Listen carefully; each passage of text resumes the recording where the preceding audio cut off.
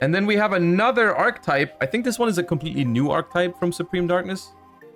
ARG Stars is likely alternate reality game stars, but is meant to be read as Argo Stars.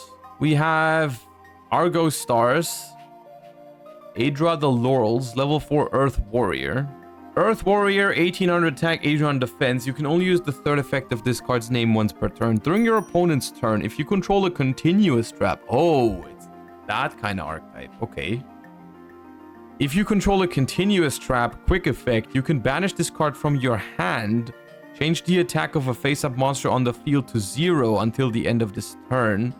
If this card is normal summoned, your opponent cannot activate cards or effects in response to the activation of your continuous trap cards and their effects for the rest of this turn. You can banish this card you control, place up to 2 Argos continuous traps with different names from your hand and or deck face up in your spell and trap zone. Ooh, now this reads like this is a deck that functions very differently from other Yu-Gi-Oh decks, which has the potential to be really cool. I haven't read any of these yet, but this feels like it could be a deck that is meant to like that focuses around like having continuous traps up and like controlling the game that way. Depending on how the continuous traps are designed, this could either be very, very cool or very, very troll despair.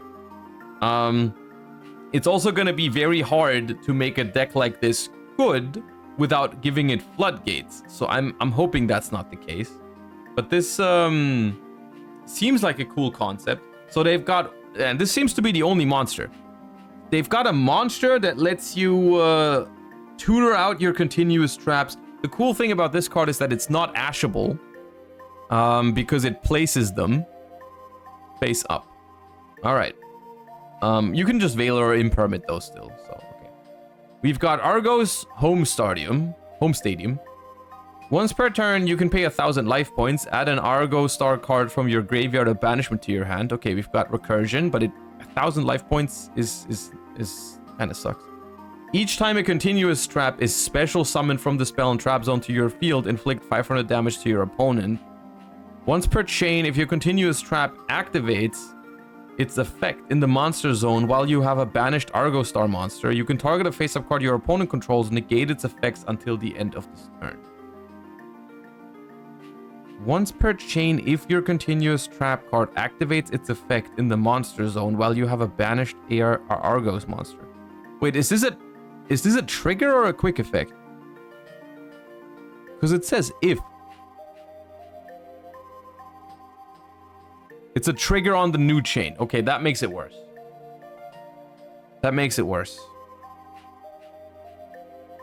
But all right. So okay, this was a direction that I actually wasn't thinking with the monster, but I guess that works. It's meant to be more support for these kind of trap monsters that summon themselves out, like the Silhouette Rabbit kind of archetype. Okay. I don't know if that sort of deck can be good. I mean, the effects of the continuous traps have to be really powerful.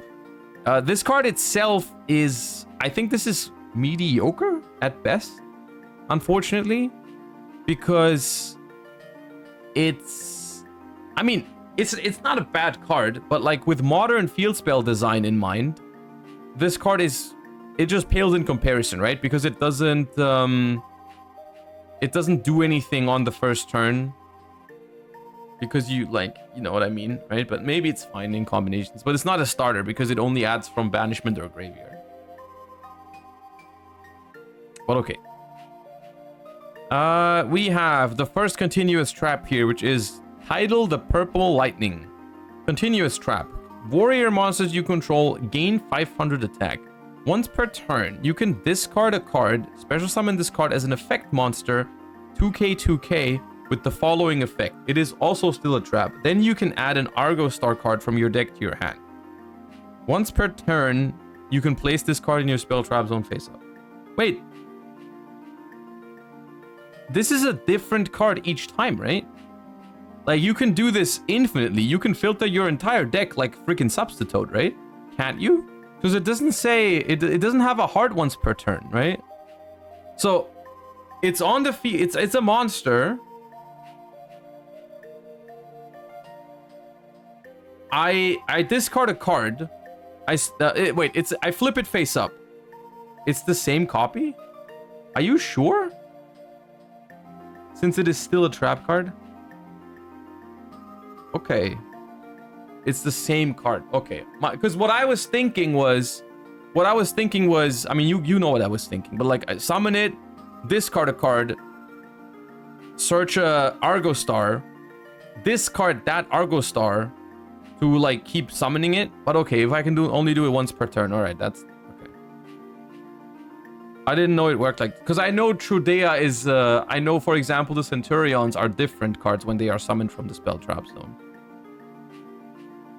But I guess it says... special summon this card as an effect monster. It is still a trap, so it stays the same card. Okay, I see. I mean, that would have been a pretty big oversight, because that would have been really broken, right? So because you could have filtered out the entire deck that way. All right. Then this feels a little underwhelming. I mean, keep in mind this is a trap card, right? So like you're gonna activate this, you're gonna discard a card to summon it. You're gonna get a search, but then the only effect it has on the field is, hey, I can go back into the Spell Trap Zone. But, I mean, you can get it on the first turn if you open up with the monster and resolve it, I guess. We have Capane, the Flying Swallow. Continuous trap. Your warrior monsters cannot be destroyed by battle. Once per turn, if there's a continuous trap in the monster zone, you can special summon this card with the following effect. Then if you have any banished Argo Star monsters, gain 500 life points. Once per turn, you can place this card in your spell trap zone face up. You see, here's the thing with these cards. What they are trying to get you to do is you want to assemble all of these in your spell and trap zone, and then you want to keep reusing them turn after turn after turn. You want them to like jump out of the spell and trap zone, do something, and then go back so that you can do it again next turn. Which is a really cool concept, I think, because it implies like, hey, you know, we have this game plan of like these trap cards jumping out of the spell and trap zone, doing something, going back there to be safe, you know, like that. And turn after turn after turn, you get like incremental value, you gain life points, you inflict some damage, some burn damage with this. Maybe that's even meant to be the win condition, I don't know. But like, you know, you're trying to control the game that way. My problem is that I have my doubts that this is competitively viable, because it seems very slow so far. And then we have the last one, which is Argo Star ETO, the Dragon Slayer. Warrior monsters you control cannot be destroyed by card effects. Atelier, thank you for the 4 months. Once per turn, when your opponent activates a card or effect, you can special summon this card. Then, if you have any banished Argo Star monsters, you can return a card on the field to the hand. Okay, this one is nice, because this is a bounce every turn. That's cool.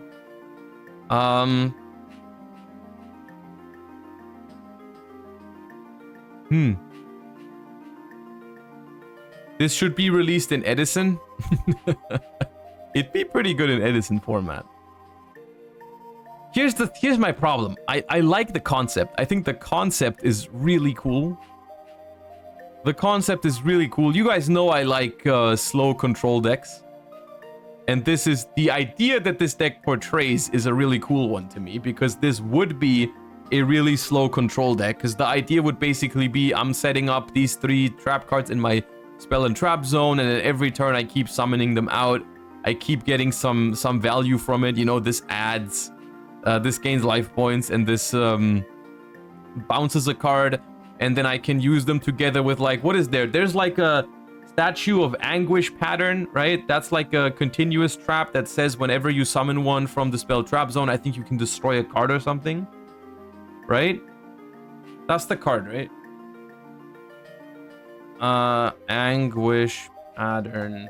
Right? This is a trap monster that says special summon this card as an effect monster. If summoned this way, it cannot be targeted while you control another trap card.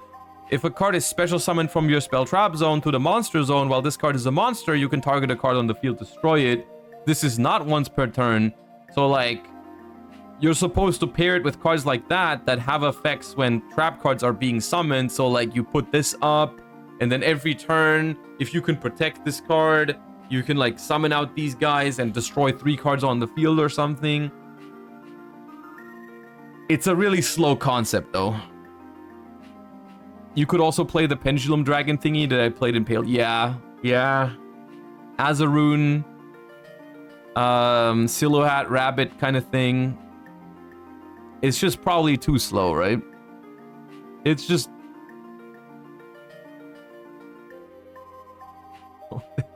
No! Anyways.